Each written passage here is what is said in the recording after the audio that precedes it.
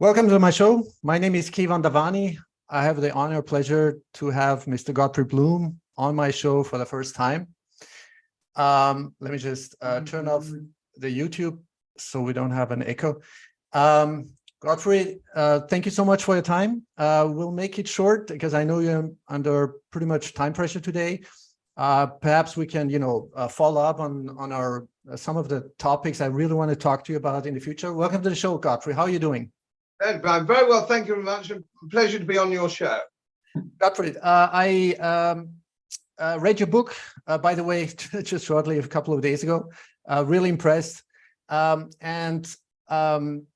mean, I do know you. I've listened to some of your speeches. It's like so many years ago, and as you know yourself, it went like super viral. I guess tens of millions of people already watched it. It was in the European Parliament, your speeches about the central banks and how broke they are, and the whole cesspool of corruption and fraud. What I want to talk to you about, in essence, today is because my listeners and followers, I mean, they are pretty familiar, because it's a Bitcoin focused podcast about money and inflation and the systemic problems with the monetary financial structure. And I know from your curriculum vitae, I'm going to put all the, your resume, your curriculum vitae, your website down below on my podcast, on the show notes.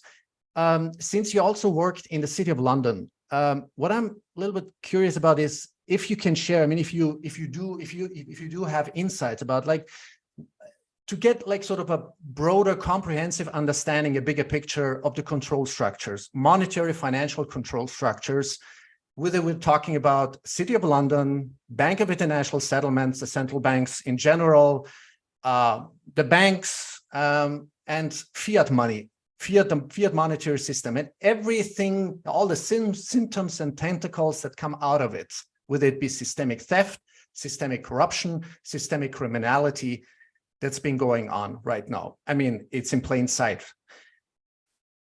Can you share, I mean, your opinion, your overview, so what people might, get a sense of it, like who controls whom? I mean, we could also talk about the crown, the legacy of the crown, how much land they control all over the world. I know it's like millions and millions of square kilometers.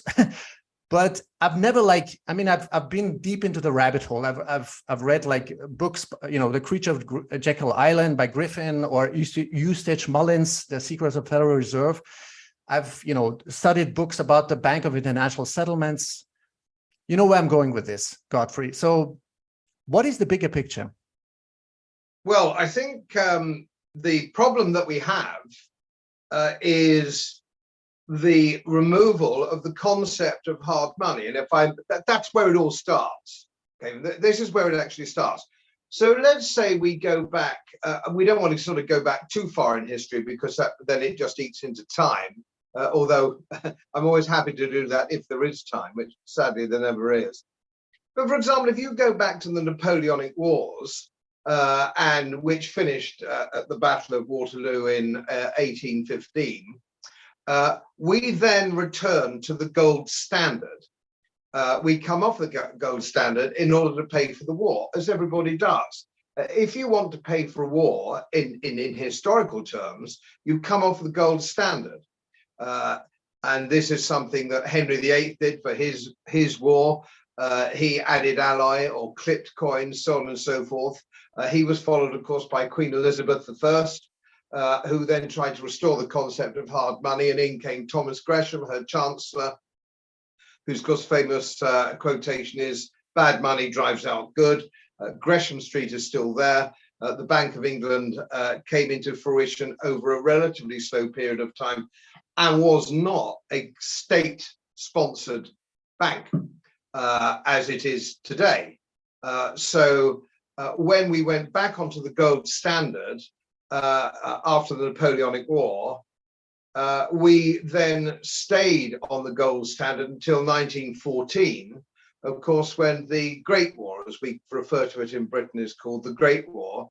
And it's interesting that the staple diet, the price of a loaf of bread, was the same in 1816 as it was in 1913.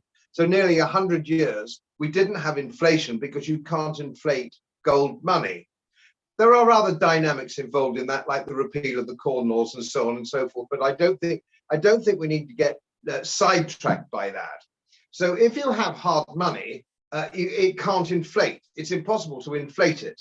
And that doesn't matter whether you argue for gold or you argue for Bitcoin. Governments can't inflate it to pay for wars. And then, of course, we saw we came off the gold standard in 1914 in order to pay for our wars, and brought in something called the Bradbury pound and various other things. We came off it again during the recession and the depression in the 1930s. And when we tried to restore the gold standard, we came back at the pre-war pre-war cost of gold, which was ridiculous. And people blamed returning to the gold standard. It was returning to the gold standard at the wrong price. That was the problem. Anyway, we fast forward all that. And then, of course, we have the 1971 closing of the gold window by Nixon, again, coming off the gold standard, surprise to price, to pay for another war, the war in Vietnam. And you have to come off, you have to inflate the currency or cheat the currency in order to pay for war. And of course, that causes inflation, that causes monetary inflation, which feeds through to price inflation. And that's exactly what we've seen now. And so we've seen, for example, in gold, we've seen the degradation just since the turn of this century, which is only 23 years ago, the fall in the purchasing power of the dollar against gold into the tune of something like 96%. It is quite astonishingly how degraded our currency has been. And of course, politicians had through their central bank, and this is not just true of Britain, of course, this is true of America, it's true of the European Central Bank, it's true of the Japanese Central Bank. They have a machine that can print money. That's the simplicity of it. It's a machine that can print money. Now, even if we were a saint, even if I were a saint and you were a saint, and you had that machine and said, I will never use it for bad purposes, I will only use it for the good of mankind, you sooner or later you would be tempted and you would persuade yourself you were doing the good of mankind because you needed a new car, or your mother was ill, or whatever it is. And of course, political considerations. Now, to turn this money-making machine over to politicians who are inherently sociopaths or criminals is madness. Of course, they print it, and they print the money to pay for their friends, pay for their index-linked pensions, to pay for all the freebies, their mates, and all the things that go with that. And their wars, constant wars, and the United States is the worst offender of the lot. They have been at war with somebody since 1776, the War of Independence, with everybody, with the exception of 16 years. They're at war with everybody all the time. They never stop. It's as militaristic in America today as the Prussians were in the late 1890s. It is a militaristic empire. And the only way you can do that is by printing money, especially if you degrade your manufacturing base, which of course what the Americans have done, subcontracted their manufacturing base to the Far East, China. So you have all these things which are degrading money in people's pockets. And of course, I'm sure your audience will be familiar with the concept of the Cantillon effect. Everybody is happy at the beginning. If you already have assets and they're inflated, so if you own great swathes of property, or if you own precious metals, or you own all these things and they go up in value, you're okay. But if you're at the back of the queue, and Cantillon explained this, the French economist, worth looking up if any of your audience or my audience have not looked this up, I'm sure they have, because we both have slightly boutique audiences.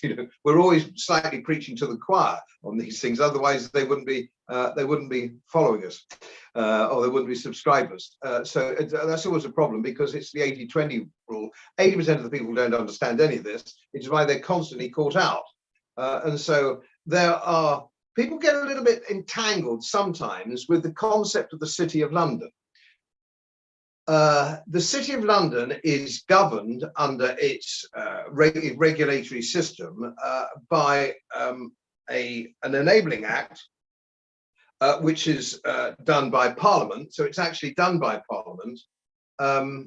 So they have to follow the rules and regulations just the same way as that Wall Street has to follow the SEC and various other things, other regulatory bodies. Now, the problem is, of course, they're fake.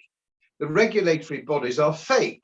What actually happens is it's self-regulation, and so it's run for the benefit of the people who are regulated.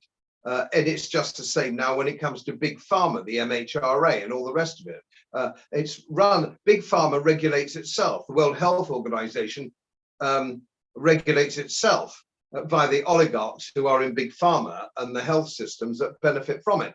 So everything is fake, you know, and when people say, oh, it's been peer reviewed, or this has been peer reviewed, or that's been passed by the FDI or the MHRA, or thing, no, it's fake, it's fake. And of course, unless you drill down and find out about it, you don't realize how fake it is. But we do have these quirks, which are sometimes built up a little more than they need to be. For example, let's take the Parliament, let's take Black Rod. Since the time of rejecting Charles I's entry into Parliament now, Black Rod has to knock on the door in order to come in to Parliament to deliver what is known as the Queen's Speech, which will now be the King's Speech, of course. Mm-hmm. He has to knock. He cannot just come in. And there are same protocols with the City of London. But they are nearly 1,000 years old, and that is really part of the tradition. They don't mean anything or they don't mean a lot in real terms. It isn't an important factor because already the system is so corrupt. It doesn't matter. You know, you don't have to look back over 1,000 years to a protocol to actually enforce these things. It's already there in spades. So this is the problem that we have. And of course, both here in Great Britain and in North America, in the United States, you have a choice. You either vote red or you vote blue. And of course, they all sing off the same hymn sheet. They are the same people. Exactly. The leader of the opposition, Keir Starmer here, and our Prime Minister, Rishi Sunak, who's an ex-Goldman Sachs guy, who are all corrupt. I mean, Goldman Sachs is the fundamental definition of banking corruption. Yeah. And so this is one of the problems that we have, and they always end up in the seats of power, and they are World Economic Forum agents. So we now have a situation, for example, where our new king is a World Economic Forum agent. He's quite open about it. It's not a conspiracy theory. He is constantly on the Davos platform explaining how we are not entitled to make decisions anymore for our own lives. We're not capable of doing that. And he and his ilk at the WEF have to make these decisions for us. We have a Prime Minister. We have a Chancellor of the Exchequer who's WEF. We have an Archbishop of Canterbury. The Archbishop of Canterbury is a self-confirmed disciple, if I may use that word for him, a disciple of the World Economic Forum. And that kicks you into what is a secular society, what isn't a secular society, and how people will use certain things like fake science is the main thing. It's all for our own benefit. We have to have all these injections. We have to have these experimental jobs for our own benefit. The world's going to boil if we drive our cars and all this kind of thing. 20% of us, 100% of your audience and 100% of my audience know this is fake. Right. But 80% of the people, you only need 80% of the population to go with you in a democracy. That's all you need. Yeah. You need the indoctrination is just too deep. The indoctrination and, you know, the superficiality and the brainwashing has been, I mean, they've done a tremendous job, to be honest with you. I mean, they've done really, but since you mentioned Prince Charles, I mean, I see him as sort of a symbol or representative of the crown, and he's a puppet, but can I ask you that straightforward, do you think Prince Charles is being extorted? Like, I mean, you know exactly where I'm going with this, with all the child trafficking, pedophilia that's going on, and systematically. Do you think Prince Charles is just another puppet who is being blackmailed? Or is it just, or does he really have some say? Is that really his ideology to become, I don't know, more powerful or more, I don't know, to be more in control of the Great Reset? That's what they call it. If you asked me a question I've asked myself a million times. It's very difficult to know where some of these people are just incredibly gullible, stupid, ignorant, naive to go with this. It's extremely difficult, and I really can't make up my mind, and people will have to make up their own mind. But it goes the same with these people who have not been challenged. For example, if you are the King of England, you have spent your entire life not being challenged, surrounded by sycophants, saying, yes, that was wonderful, yes, you're marvelous, so on and so forth. And so nobody says, just a minute, I listened to your speech on climate change, and it was so hopelessly full of technical holes, it was unbelievable. Your Majesty, you really ought to take some time out to actually learn your subject before you go on TV. Now, I was in a private hearing with King Charles, the Prince of Wales, as he then was, when I was a member of the European Parliament. It was quite a small gathering, and he was giving one of these, talks on climate change and so on and so forth, and how the world was going to boil in 6 years if we didn't all, do what we've got to do and net zero and all the rest of it. And before we went in, we were told that under no circumstances could we interrupt, ask a question from the floor. He was allowed to give his talk without any form of interruption whatsoever, and then depart. And the only way I could get back at this was to pack the front row with my friends and my researchers, because we couldn't ask questions and we couldn't interrupt. So every time he said something, the world's going to boil in 6 years and all this kind of thing, we all roared with laughter. It was our way of getting at him, and it certainly did disconcert him. Mm-hmm. And there's a clip, just literally a clip he made only less than a year ago. Mm-hmm. But he's saying, oh, the world's going to boil, this is mine. And he said without any sense of irony, and I've been saying this now, I've been banging this drum for nearly 40 years. The world's, with no sense of irony. And nobody's there saying, if you've been saying this for 40 years, when is it exactly going to happen? When is it going to happen? You've just told us that for the last 40 years it hasn't happened, but it's going to happen. When is it you actually get off your soapbox and say, goodness me, I think I've made a mistake. I've obviously got this wrong. So and it has tradition. I mean, it goes back to the Club of Rome, Malthusian, agenda. I mean, my audience knows pretty much, but I think it's still important, I think, to somehow, review the ideology and the agenda behind it. What Prince Charles is just regurgitating. The king and his father were Malthusians. There's no question about that. They all believe, of course, and it was interesting, even Her Majesty, just 2 years ago, when we were in the middle of the lockdown and bits and pieces, she said, we're going to have to change the way we do things. And of course, she didn't mean her. She meant me and my neighbors and my family, not her. These people never mean them.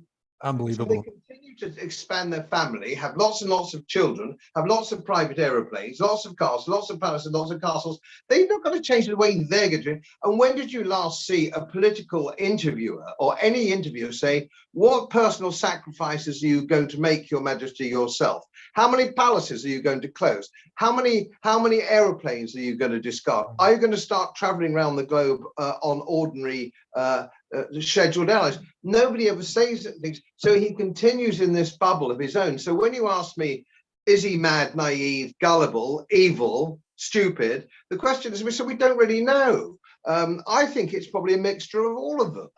Yeah. Well, okay. So you mentioned also the central banks and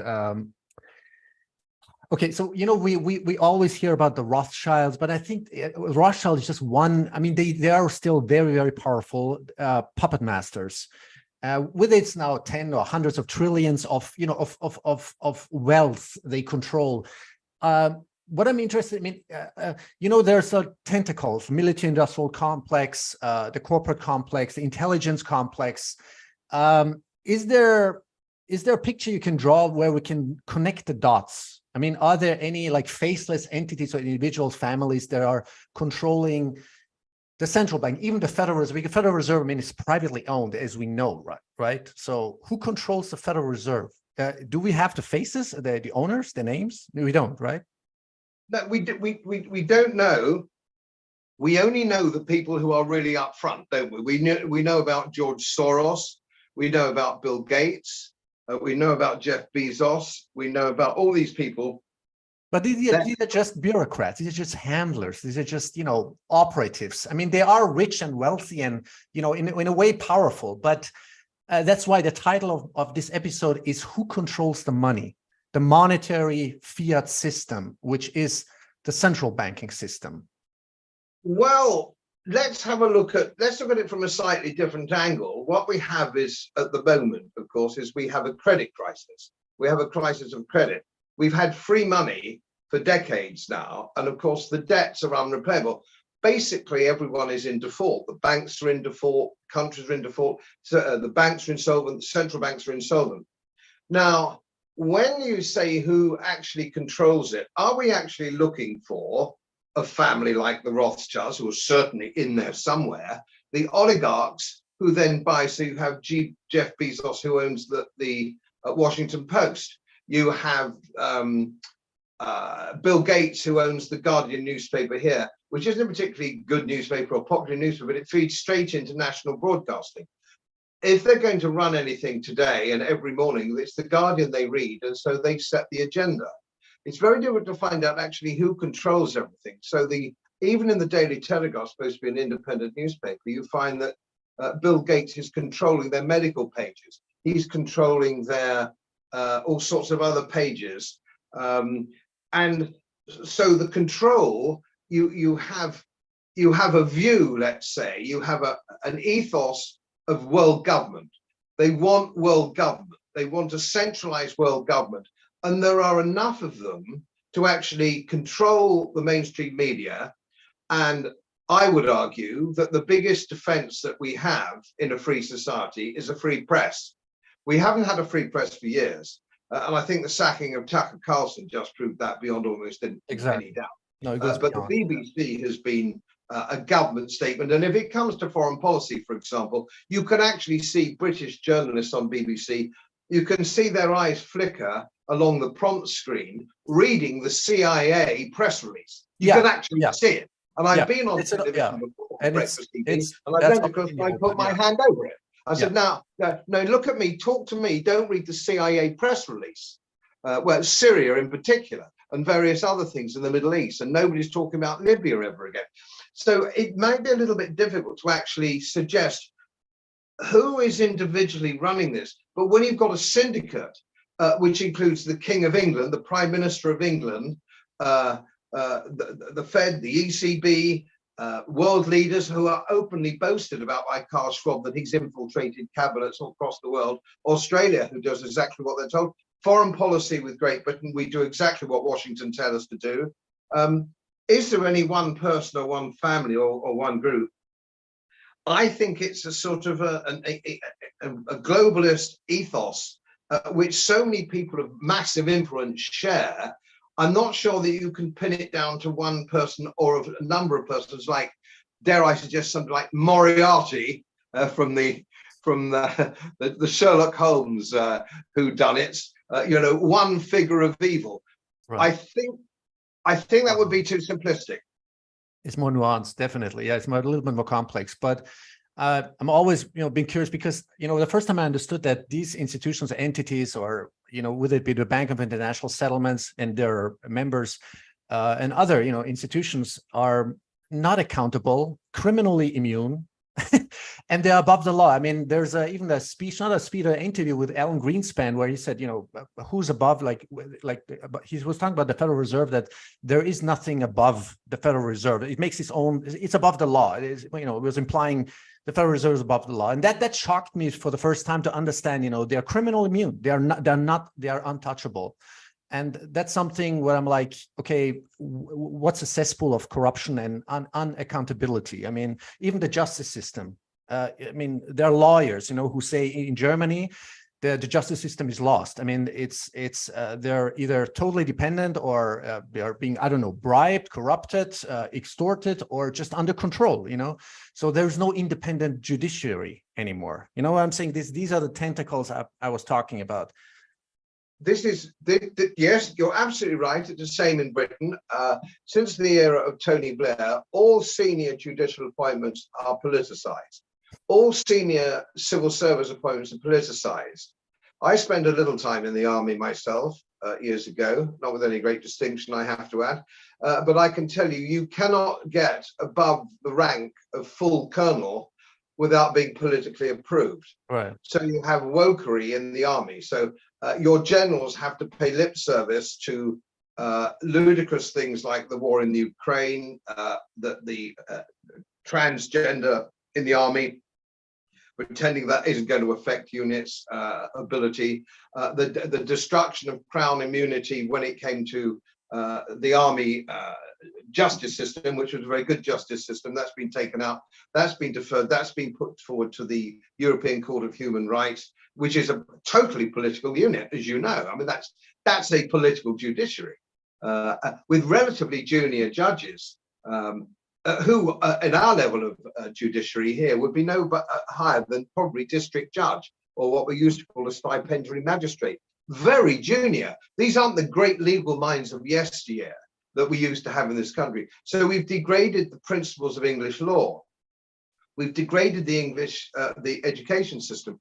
I have lectured to third-year economics and history undergraduates at Cambridge, Oxford, Durham, some of the greatest scholars, and I can tell you that they know nothing about their entitlement under our constitution. They don't even think we have a constitution. They've never really heard about the 1688 Bill of Rights, the Tolerance Act, the Act of Settlement, the principles of English law.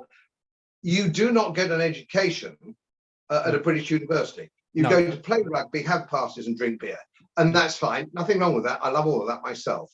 But now, if I lecture at Warsaw School of Economics, which I have done, you're dealing with people who can speak 3 languages, discuss all aspects of economics, and if you go for a drink with them, they can discuss Napoleon's campaigns in the peninsula. If you went to a Warsaw university, you're properly educated. If you went to an English or American university, you're just dumb. Right. And, you know, I mean, the school system and educational system, it's a can of worm by itself. I mean, we could talk like for hours, like, because, you know, I mean, I went to a very, you know, very conservative, very, you know, elite school, and then went to university, studied law. But, you know, at the end of the day, there's lots of people like me. I'm like, after many decades, I'm like asking myself, what have I really learned? Have I really learned to question anything? Have I, you know, have we learned anything about the, you know, about the taboo topics, you know, about money? We haven't learned anything, to be honest with you. It's just, you know, so you become an accepted member of society. That's all, or this matrix, you know. So the 5 minutes we have, or 4 minutes or 6 minutes we have left. Okay, I know. I mean, it's just a compressed question, but still, what would you say if we do achieve, whether we're talking about gold or Bitcoin, a transitional combination between gold and Bitcoin, permissionless, truly decentralized, unconfiscatable, totally detached from the system, so you don't have to fight the system, as Buckminster Fuller said. You know, don't fight the system, create a new model, a new system in order to make the old one obsolete. What if we achieve this? Do you think we've finally achieved this point where all these tentacles become by itself obsolete, the criminality, the systemic corruption, theft, you know? Yes, I think you've got a point. I think we need to detach ourselves from it.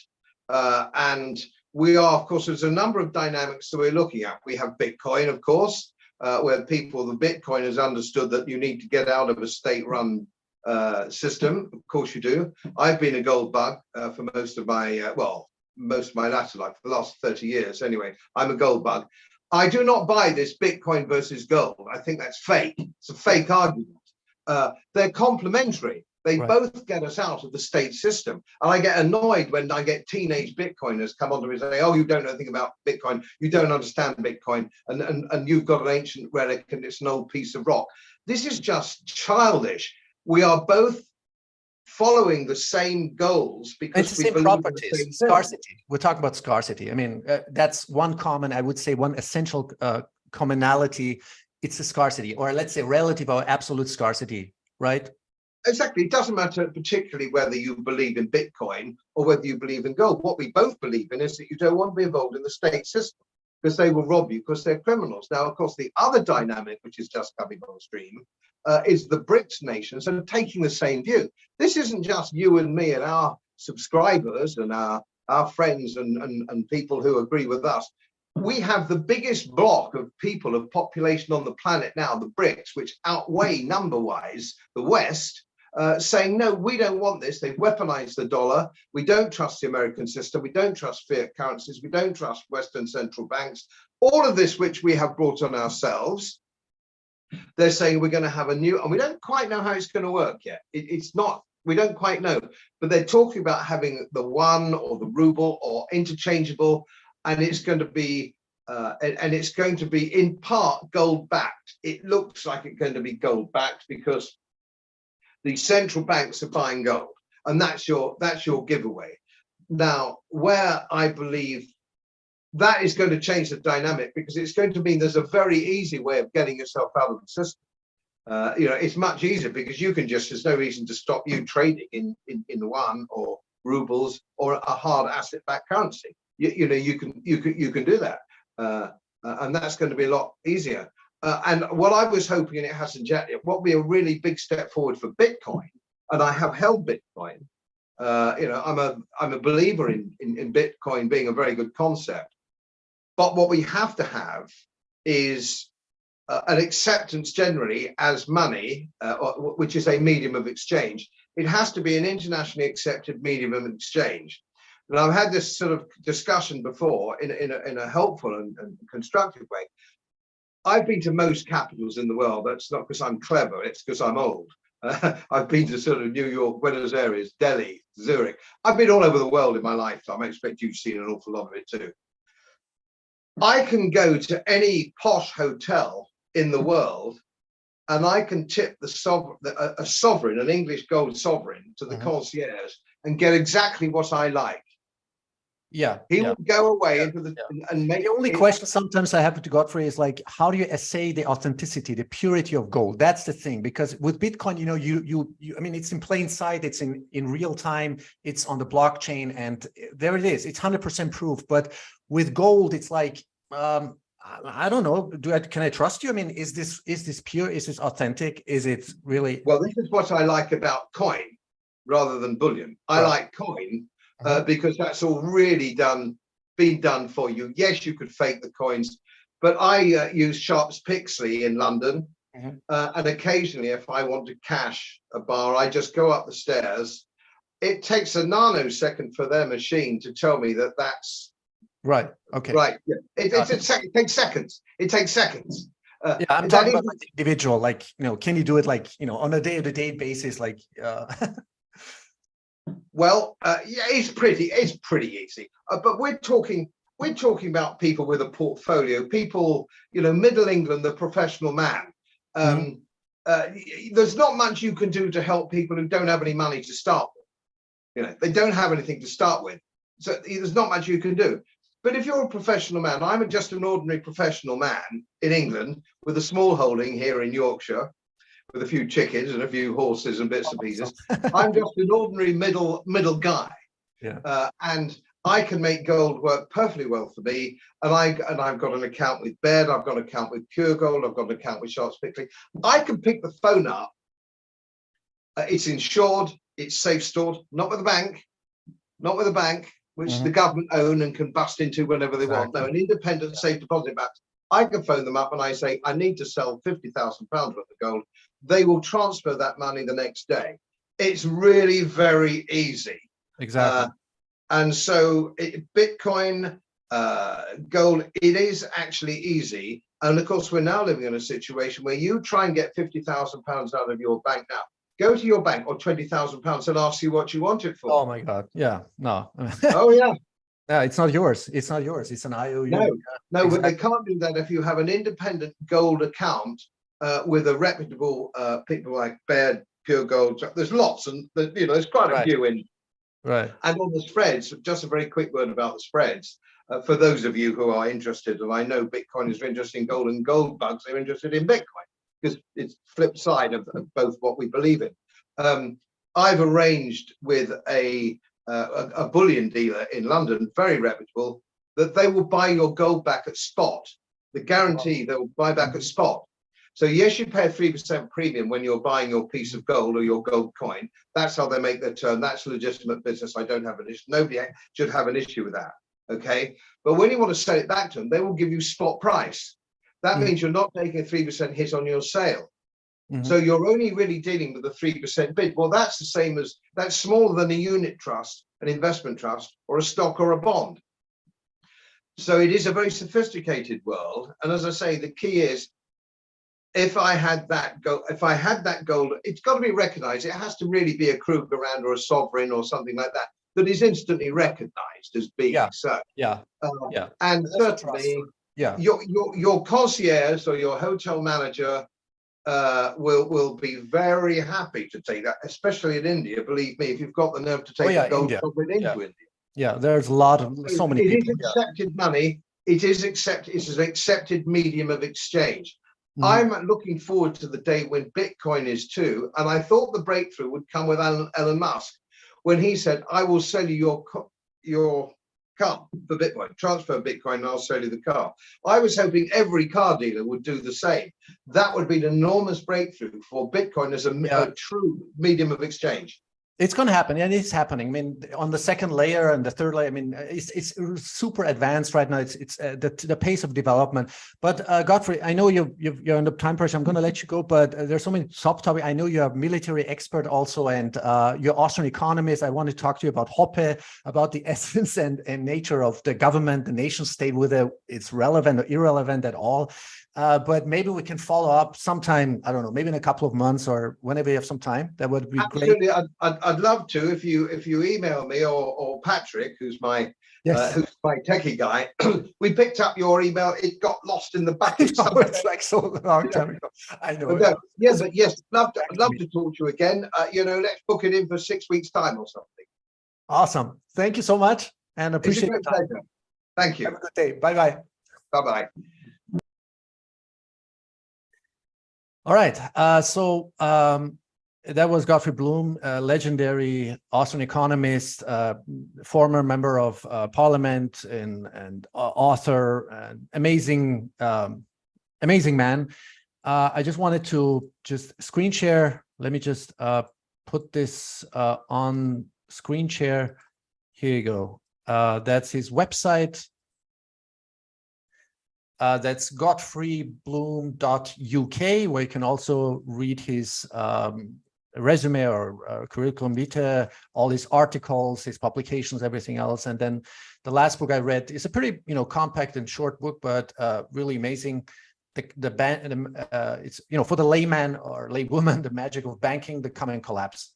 So that was a really, fascinating but dense conversation with Godfrey Bloom. Hope you were able to take something out of it and internalize it. I was going to go deeper, talk about Bitcoin, about his comprehension and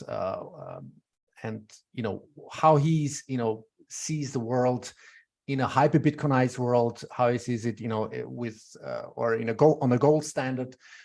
What could, the world look like? But we'll see.